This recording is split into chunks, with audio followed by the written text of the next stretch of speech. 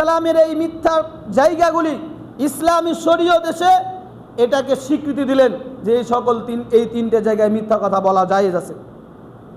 তো তিনি যে মিথ্যা কথা বলেছিলেন, তার একজন স্ত্রীকে বলেছিলেন এটা তার বোন, তার স্ত্রীকে বলেছিলেন তার বোন।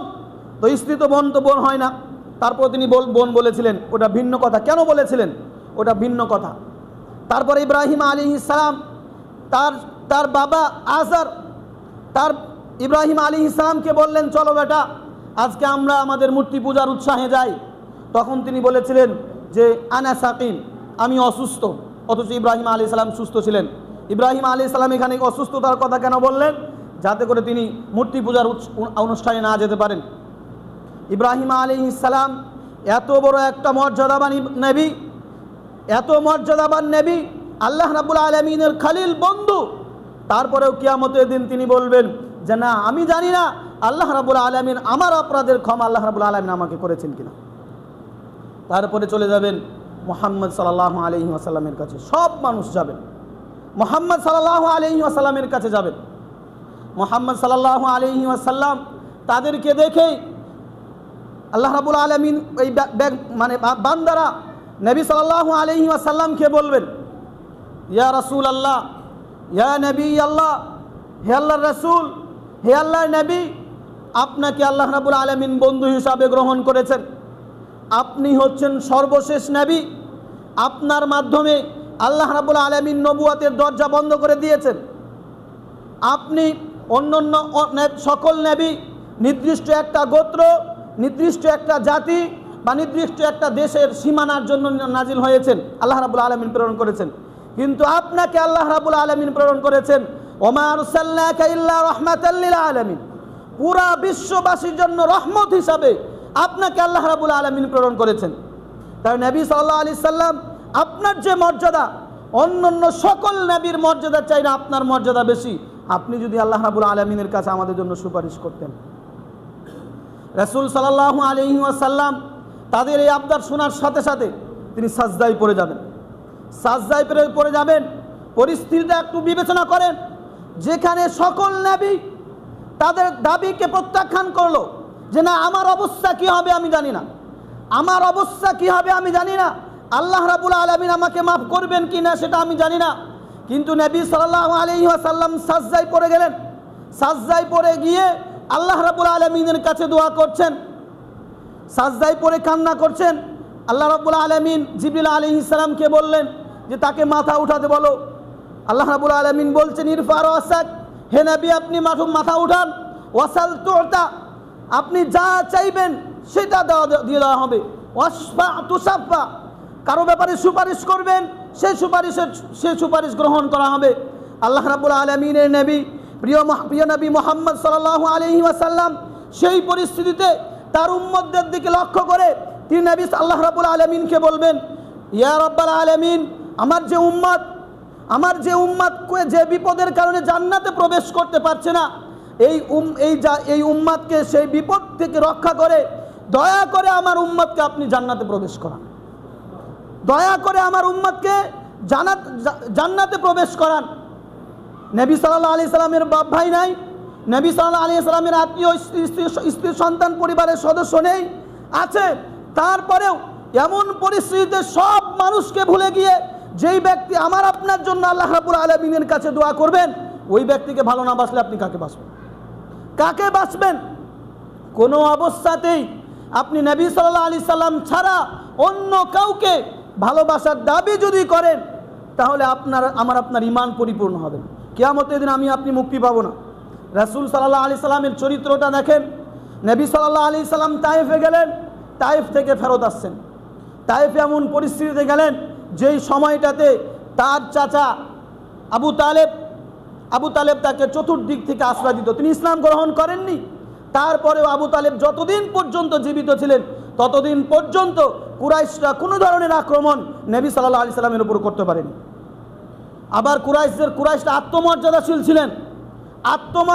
ছিলেন বিধায় যখন আবু তালেব মৃত্যুবরণ করবে, তখন মৃত্যুর কাছাকাছি অবস্থায় পৌঁছে গিয়েছেন, তখন কুরাইশরা আবু তালেবের কাছে এসে বলছে যে তুমি তোমার ভাতিজাকে একটু সাবধান করে যাও, যেন সে আমাদের সে যে দিনের দাওয়াত দিচ্ছে সে দাওয়াত থেকে নিজেকে বিরত রাখে।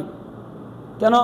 কারণ তোমার মৃত্যুর পরে, আবু তালেবের মৃত্যুর পরে কুরাইশরা যদি নবী সাল্লাল্লাহু আলাইহি সাল্লামের উপর আক্রমণ করে, তাহলে মক্কার চতুর্পার্শ্বে, আরবের চতুর্পার্শ্বে সংবাদ ছড়িয়ে যাবে যতদিন পর্যন্ত আশ্রয়দাতা ছিল ততদিন পর্যন্ত কুরাইশরা আক্রমণ করেনি, আশ্রয়দাতার মৃত্যু হয়েছে সাথে সাথে আক্রমণ করেছে।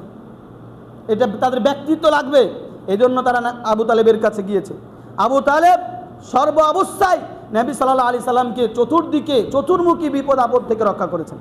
আবু তালেবের মৃত্যুর পরে খাতিয়া রাদিয়াল্লাহু তাআলা আনহা কয়েক মাসের ব্যবধানে খাতিয়া রাদিয়াল্লাহু তাআলা আনহা মৃত্যুবরণ করলেন। এখন আশ্রয়হীন হয়ে গেলেন। বাড়িতে ঘরে যার কাছে আশ্রয় নিতেন তিনি হচ্ছেন খাতিয়া রাদিয়াল্লাহু তাআলা আনহা, আর বাহির দিক থেকে চতুর্মুখী আক্রমণ থেকে যে রক্ষা করতেন সেটা হচ্ছে আবু তালেব। দুইজনেই একই বছরে মারা গেলেন। সেজন্য ইসলামের ইতিহাসে এই বছরটাকে বলা হয় আমুল হুজুন, শোকের বছর। নবী সাল্লাল্লাহু আলাইহি সাল্লাম তায়েফে গেলেন। তায়েফে অনেক বড় আশা নিয়ে গেলেন, তায়েফের মানুষ ইসলাম গ্রহণ করবে। তায়েফে গেলেন। তায়েফে প্রবেশের পরে তিনি ব্যক্তি বিশেষ দাওয়াত দিলেন, তারপরে গোত্র বিশেষ দাওয়াত দিলেন। একজন একজন করে দাওয়াত দেওয়ার পরে গোত্রীয় প্রধান যারা তাদেরকে দাওয়াত দিলেন। গোত্রীয় প্রধান ছিল তিন ভাইকে নবী সাল্লাল্লাহু আলাইহি সাল্লাম দাওয়াত দিলেন, কিন্তু কেউ দাওয়াত গ্রহণ করলো না, দাওয়াতকে প্রত্যাখ্যানও করলো না। সরাসরি দাওয়াতকে প্রত্যাখ্যান করলো না, দাওয়াত গ্রহণও করলো না। কিন্তু অভ্যন্তরে ভিতরে তারা নবী সাল্লাল্লাহু আলাইহি সাল্লামকে কষ্ট দেওয়ার জন্য একটা বাহিনী প্রস্তুত করলো। নবী সাল্লাল্লাহু আলাইহি সাল্লাম দাওয়াত দিয়ে ফিরে আসতেছেন, প্রত্যাবর্তন করছেন। নবী সাল্লাল্লাহু আলাইহি ওয়াসাল্লামের চতুর্দিকে এই তায়েফবাসী তাদের ভিতরে থাকা যারা যুবক শ্রেণী, কিশোর গ্যাং, এদেরকে নবী সাল্লাল্লাহু আলাইহি ওয়াসাল্লামের বিরুদ্ধে লেলিয়ে দিলেন। নবী সাল্লাল্লাহু আলাইহি ওয়াসাল্লামকে চতুর্দিকে পাথর নিক্ষেপ করতে করতে 1 না 2 না প্রায় 9 মাইল নবী সাল্লাল্লাহু আলাইহি সাল্লাম এই রক্তমাখা শরীর নিয়ে অতিক্রম করেছেন। 9 মাইল নবী সাল্লাল্লাহু আলাইহি সাল্লাম রক্তমাখা শরীর নিয়ে 9 মাইল অতিক্রম করার পরে যেই জায়গাতে বসলেন সেখানে নবী সাল্লাল্লাহু আলাইহি সাল্লামের শরীর থেকে রক্ত বের হয়ে তার পায়ের যে জুতার সাথে নবী সাল্লাল্লাহু আলাইহি সাল্লাম জুতা এবং শরীর একসাথে লেগে গেল। মালাকুল জিবাল আসলেন। আল্লাহ রাব্বুল আলামিন ফেরেশতাদের যে পাহাড় নিয়ন্ত্রণকারী যারা যে সকল ফেরেশতা আছে তারা আসলেন। এসে নবী সাল্লাল্লাহু আলাইহি ওয়াসাল্লামকে বলছেন, হে রাসূল, আপনি শুধু একবার অনুমতি দেন, তায়েফবাসীকে 2 পাহাড়ের চিপায় ফেলে একেবারে ধ্বংস করে দেব। আপনি শুধু বলুন, আপনি শুধু অনুমতি দেন, তায়েফবাসীকে মুহূর্তের মধ্যে ধ্বংস করে দিব। আল্লাহ রাসূল সাল্লাল্লাহু আলাইহি ওয়াসাল্লাম সেই দিন যে বাক্য উল্লেখ করেছেন সেই বাক্য শুনলেই আপনার আবশ্যক নবী সাল্লাল্লাহু আলাইহি সাল্লামকে ভালোবাসা। কারণ নবী সাল্লাল্লাহু আলাইহি সাল্লাম তাকে যে মেরে রক্তাক্ত শরীর নিয়ে পড়ে থাকা ব্যক্তি, ওই ব্যক্তিদের জন্য বলছে, হে মালাকুল জিবাল, তুমি তাদেরকে মেরে ফেলো না। আল্লাহুম্মা গফির লিকাউমি ফাইন্নাহুম লা ইয়ালামুন। হে আল্লাহ রাব্বুল আলামিন, আপনি তাদেরকে ক্ষমা করে দিন, তারা জানে না যে আমি কে। অদূর ভবিষ্যতে এই তায়েফ থেকে এমন কিছু মানুষ ইসলামের জন্য জীবন দিবে, ইসলামের জন্য বেরিয়ে আসবে, তারা ইসলামের জন্য তার নিজের জীবনকে মুহূর্তের মধ্যে বিলিয়ে দিতে দ্বিধাবোধ করবে না। যদি নবী সাল্লাল্লাহু আলাইহি সাল্লাম সেই দিন তায়েফবাসীর ধ্বংস চাইতেন, তিনি আল্লাহ রাব্বুল আলামিনকে বলছেন, হে আল্লাহ রাব্বুল আলামিন, যদি আপনি জাতিকেই ধ্বংস করে দেন তাহলে আমাকে পাঠালেন কেন? আমার তো টার্গেট হচ্ছে দাওয়াত দেওয়া। আপনি যদি ধ্বংস করে দেন সবাইকে, তাহলে আমি দাওয়াত দিব কাকে? সুতরাং আপনি তাদেরকে মাফ করে দেন, তারা জানে না যে আমি কি। যখন জানবে, এই তায়েফের অঞ্চল থেকে এমন কিছু মানুষ বেরিয়ে আসবে যারা ইসলামের জন্য নিজের জান প্রাণ দিতে বিন্দু পরিমাণ দ্বিধাবোধ করবে না। বেরিয়ে এসেছে। ইকরামা ইবনে আবু জাহালকে হয়তো চিনেন, সাহাবী, পরবর্তীতে ইসলাম গ্রহণ করেছেন। ইয়ারমুকের যুদ্ধে ইসলামের ইতিহাসে সবচাইতে বেশি হাফেজ সাহাবী শহীদ হয়েছে। ইয়ারমুকের যুদ্ধে প্রায় বলা হয় 70 থেকে 80 জন হাফেজ সাহাবী শহীদ হয়েছে। ইকরামা ইবনে আবু জাহাল প্রথমে আলী রাদিয়াল্লাহু তাআলা আনহুকে আল্লাহ রাসূল সাল্লাল্লাহু আলাইহি আবু বকর রাদিয়াল্লাহু তাআলা আনহু যুদ্ধের নেতৃত্ব দিতে চাইলেন। আলী রাদিয়াল্লাহু তাআলা আনহু যুদ্ধের নেতৃত্ব গ্রহণ করলেন না। আবার হোসাইন রাদিয়াল্লাহু তাআলা আনহুকে যুদ্ধের নেতৃত্ব দিতে চাইলেন, তিনিও নিলেন না। যেই ব্যক্তি যুদ্ধের নেতৃত্ব দিয়েছেন তিনি তাইফ থেকে বেরিয়ে আসা সাহাবী ইকরামা ইবনে আবু জাহল। ইকরামা তাইফ থেকে বেরিয়ে আসা সাহাবী ইকরামা প্রথম প্রাথমিক পর্যায়ে ইয়ারমুক যুদ্ধে অমুসলিম মানে ইয়ারমুক যুদ্ধ তো হয়েছে যারা মিথ্যা নবী দাবি করেছিল তাদের বিরুদ্ধে। নবী সাল্লাল্লাহু আলাইহি সাল্লামের মৃত্যুর পরপরই তিনজন নিজেকে মিথ্যা নবী দাবিদার করেছেন। তার মধ্যে একজন হচ্ছে আসওয়াদ আনাসি, তিনি মৃত্যুবরণ করেছেন নবী সাল্লাল্লাহু আলাইহি সাল্লাম যেদিন মৃত্যুবরণ করেছেন সেদিনেই, তার চ্যাপ্টার সেখানেই ক্লোজ। তারপরে দুইজন ছিলেন, একজন হচ্ছে মুসাইলামাতুল কাযযাব। মুসাইলামাতুল কাযযাব তিনি ইয়ামামাতে তিনি নবী দাবি করেছিলেন। আর একজন হচ্ছে সাজা মহিলা, তিনি নিজেকে নবী দাবি করেছেন। তো দুইজনেই নবী দাবি করেছেন। তো সাজা এবং সাজা হচ্ছে নারী আর মুসাইলামাতুল কাযযাব পুরুষ। মুসাইলামাতুল কাযযাবের অনুসারী দিন দিন বাড়ছে। বাড়ার একটা পিছনে কারণ হলো আল্লাহ রাসূল সাল্লাল্লাহু আলাইহি ওয়াসাল্লাম যখন জীবিত ছিলেন তখনই তিনি নিজেকে নবী দাবি করেছেন। তখনই আল্লাহ রাসূল সাল্লাল্লাহু আলাইহি ওয়াসাল্লাম একটা মানুষকে পাঠিয়েছিলেন যে তিনি রিজাল, ওর নাম হচ্ছে রিজাল। তো রিজালকে পাঠিয়েছিলেন এই কারণেই যে তুমি মুসাইলামাতুল কাযযাবকে বাধা দিবা যাতে করে সে নিজেকে নবী দাবি না করে। তো রিজাল সৌদি আরব থেকে এসে ইয়ামামাতে এসে তিনি মুসাইলামাতুল কাযযাবকে এই নবী দাবি করতে বাধা না দেওয়ার পরিবর্তে তিনি ইয়ার কাছে নিজেকে নবী দাবি করেছেন। মানে তিনি এসেছিলেন অন্য কারণে, যে নবী সাল্লাল্লাহু আলাইহি সাল্লাম তাকে যে দাওয়াত দিয়ে পাঠিয়েছেন যে মুসাইলামাতুল কাযযাবকে যাতে করে নবী দাবি করতে বাধা প্রদান করা হয়, তিনি এসে উল্টা মুসাইলামাতুল কাযযাবকে নবী হিসাবে গ্রহণ করলেন। তো মুসাইলামাতুল কাযযাবকে যখন নবী গ্রহণ করা হলো তখন চতুর্দিকে গুজব ছড়িয়ে গেল যে আরবের মানুষেরা এসে ইয়ামামাতে মুসাইলামাতুল কাযযাবকে নবী দাবি করছে, তাহলে তো নবী তো সত্যই হতে পারে, নাহলে আরবের মুহাম্মদকে ছেড়ে এসে কেন মুসাইলামাতুল কাযযাবকে নবী হিসাবে মানুষ গ্রহণ করবে। এই গুজব ছড়িয়ে গেল, এই জন্য অনুসারীর সংখ্যা দিন দিন বৃদ্ধি পেল। আবার সাজা, তিনি নারী, তিনি নবী দাবি করেছেন। আল্লাহ রাব্বুল আলামিন কৌশলে সাজা এবং মুসাইলামাতুল কাযযাবের মাঝে বিবাহের ব্যবস্থা করলেন। দিনমোহর দেওয়া হলো কি, সাজা মুসাইলামাতুল কাযযাবকে বলছে, শোনো তুমি তো নবী, তো যখন তোমার আমার বিয়ে হয়ে যাবে, বিয়ে হয়ে গেলে তুমি আমার কওমের ওপর থেকে আসরের নামাজকে উঠিয়ে দিবা। তুমি আমার কওমের ওপর থেকে আসরের নামাজের বিধানকে উঠিয়ে দেবে। বিয়ে দেওয়া হলো, বিয়ে হয়ে গেল। এখন তারা উভয়েরই সৈন্য সংখ্যা আছে, উভয়েরই একটা অনুসারী সংখ্যা আছে। উভয় অনুসারী সংখ্যা যখন এক জায়গায় হবে তখন তাদের শক্তিমত্তা বৃদ্ধি পাবে।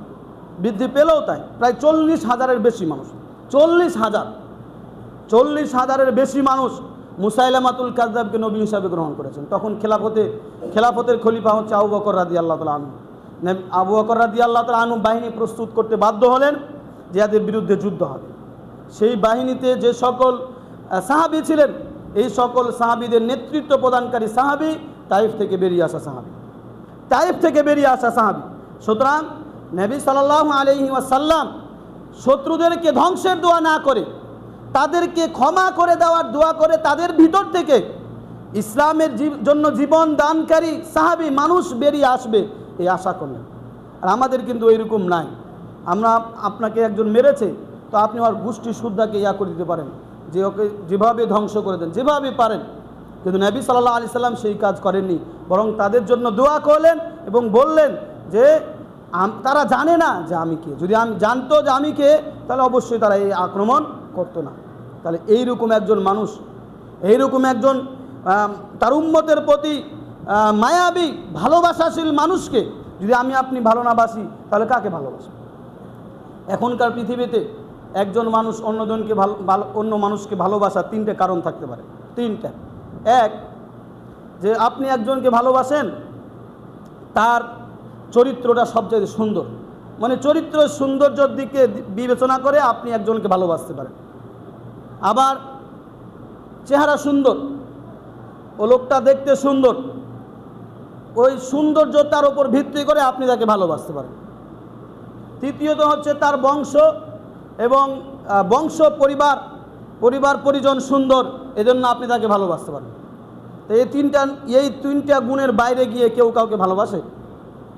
আবার বলি, দেখেন যে আপনি একজন মানুষকে ভালোবাসেন, তার মানে যেই তিনটা যে কোনো একটা তার মধ্যে আছে, এই জন্য আপনি ভালোবাসেন। হয় তার বংশ ভালো, না হয় সে সুন্দর, না হয় তার চরিত্র ভালো।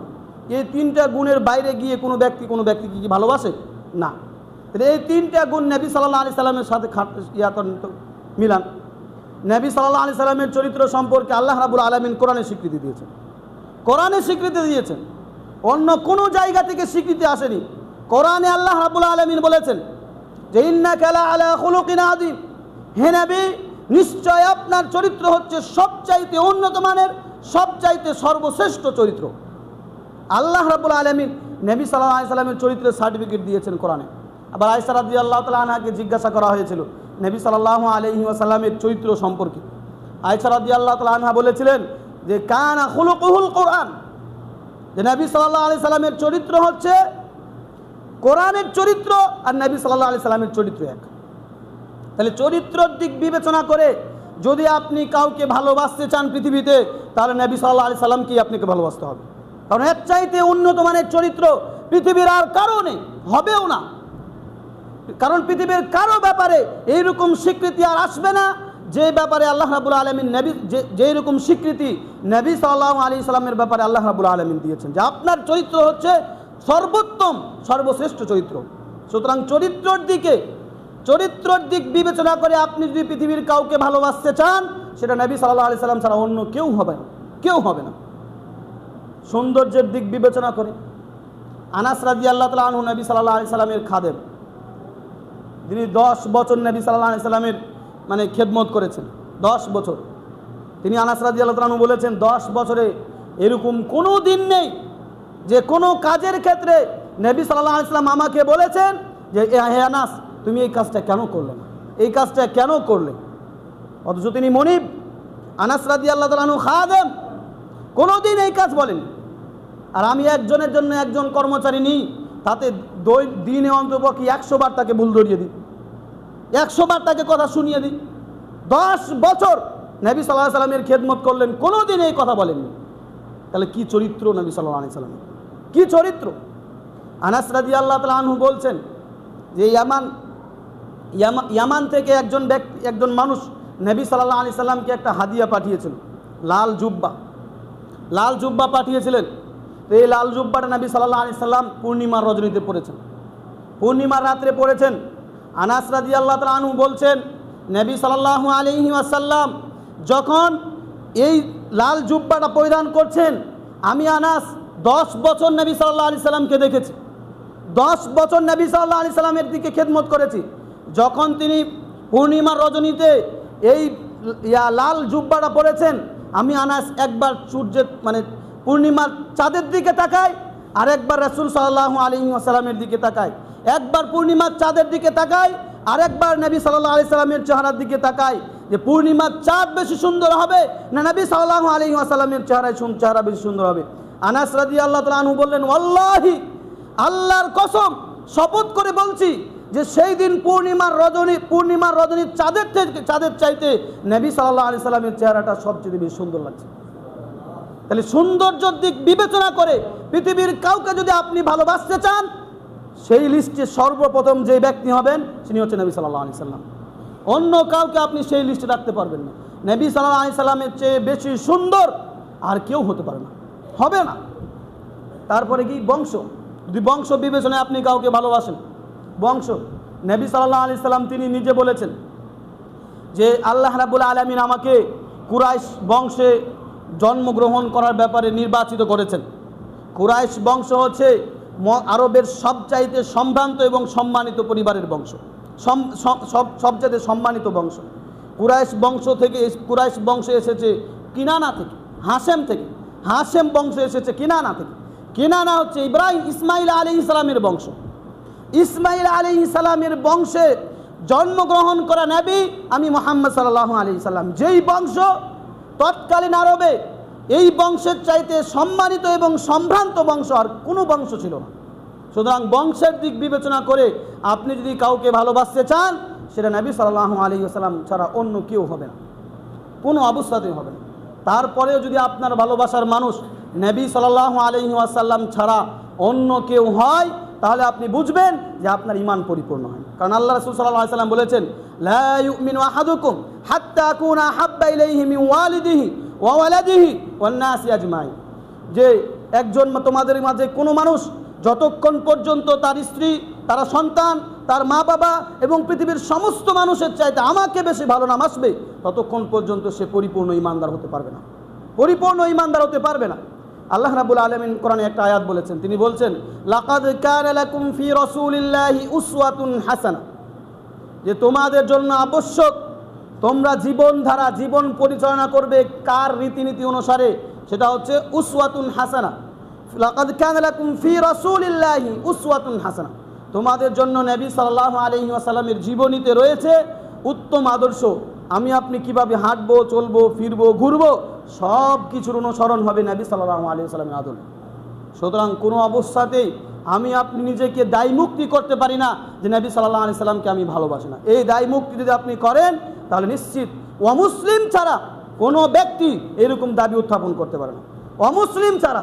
আরে অমুসলিম লিডার, অমুসলিম ব্যক্তিরাও এখন বই লিখছে, অমুসলিম মানুষ বই লিখছে যে পৃথিবীতে সর্বশ্রেষ্ঠ লিডার, সর্বশ্রেষ্ঠ চরিত্র, এইরকম মানুষ সম্পর্কে বই লিখতে গিয়ে নবী সাল্লাল্লাহু আলাইহি ওয়াসাল্লামকে তারা সর্বপ্রথম দিতে বাধ্য হয়েছে, হবেও।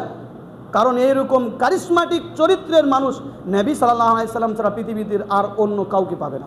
আল্লাহ রাব্বুল আলামিনের কাছে দোয়া করি, আল্লাহ রাব্বুল আলামিন আমাদের সকলকে নবী সাল্লাল্লাহু আলাইহি ওয়াসাল্লামকে পঙ্খানুপঙ্খানুভাবে তার আদেশ এবং নিষেধগুলি বুঝে তার উপর আমল করে নবী সাল্লাল্লাহু আলাইহি ওয়াসাল্লামকে ভালোবেসে জান্নাত লাভে ধন্য হওয়ার তৌফিক দান করেন। আমিন।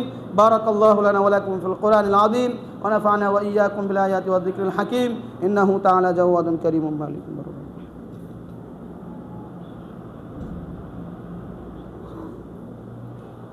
আলহামদুলিল্লাহি রাব্বিল আলামিন ওয়াসসালাতু ওয়াসসালামু আলা আশরাফিল আমবিয়াই ওয়াল মুরসালিন ওয়া আলা আলিহি ওয়া আসহাবিহি আজমাইন, আম্মা বা'দ। ফাআউযু বিল্লাহি মিনাশ শাইতানির রাজীম। বিসমিল্লাহির রহমানির রহিম। ইন্নাল্লাহা ওয়া মালাইকাতাহু ইউসাল্লুনা আলান নবী ইয়া আইয়ুহাল্লাযীনা আমানু সাল্লু আলাইহি ওয়া সাল্লিমু তাসলিমা। আল্লাহুম্মা সাল্লি আলা মুহাম্মাদ ওয়া আলা আলি মুহাম্মাদিন কামা সাল্লাইতা আলা ইব্রাহিম ওয়া আলা আলি ইব্রাহিম ইন্নাকা হামিদুম মাজিদ। আল্লাহুম্মা বারিক আলা মুহাম্মাদ ওয়া আলা আলি মুহাম্মাদিন কামা বারাকতা আলা ইব্রাহিম ওয়া আলা আলি ইব্রাহিম ইন্নাকা হামিদুম মাজিদ। ربنا ظلمنا أنفسنا وإن لم تغفر لنا وترحمنا لنكونن من الخاسرين. ربنا آتنا في الدنيا حسنة وفي الآخرة حسنة وقنا عذاب النار. ربنا هب لنا من أزواجنا وذرياتنا قرة أعين واجعلنا للمتقين إماما. رب ارحمهما كما ربياني صغيرا. رب ارحمهما كما ربياني صغيرا. سبحان ربك رب العزة عما يصفون وسلام على المرسلين والحمد لله رب العالمين. قوموا للصلاة.